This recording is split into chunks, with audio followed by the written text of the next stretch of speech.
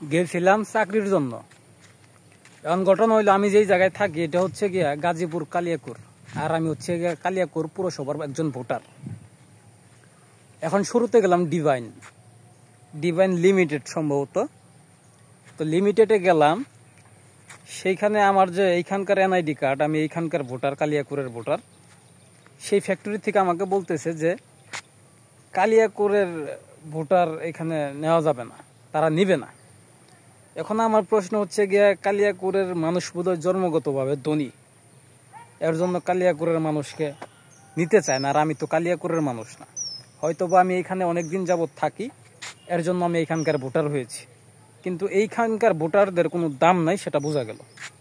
আর দ্বিতীয় প্রশ্ন যেটা, সেটা হচ্ছে গিয়া, সেইখান থেকে বের হয়ে গেলাম অ্যাপেক্স। এখন অ্যাপেক্সে যাওয়ার পরে দেখি, একজনকে জিজ্ঞেস করলাম যে ভাই কি খবর, এখানে কি লোকজন নিতেছে? সে বলতেছে ভাই লোকজন তো নিতেছে, লোকজন ঢুকাইছে, কিন্তু ছেলে মানুষ নেয় নাই, মেয়ে মানুষ। ছেলে মানুষ এখনো ডাকে নাই। পরে আমি বুঝা ফেলাইলাম যে ছেলে মানুষ তাহলে আর জীবনে ডাকবো না।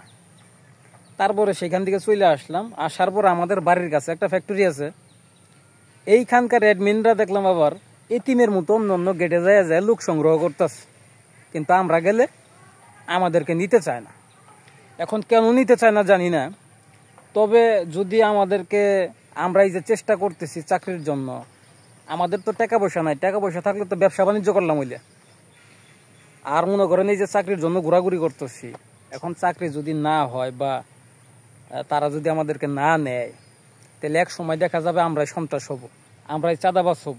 তখন কিন্তু ওই বড় লোকরা, যাদের টাকা পয়সা আছে, তাদের জীবন, তাদের সন্তানরা কিন্তু হুমকির মুখে পড়বে না। যারা আজকে আপনারা এই যে দূর দূর করে আপনারা একটা ভালো পোস্টে চাকরি করতেছেন, আমগো বিন্দু পরিমাণ স্যাক্রিফাইস করেন না, আপনারা এবং আপনাদের বউ বাচ্চারা, আপনাদের সন্তানরা হুমকির মুখে পড়বে। আর এটাই কিন্তু বাস্তবতা। ধন্যবাদ সবাইকে।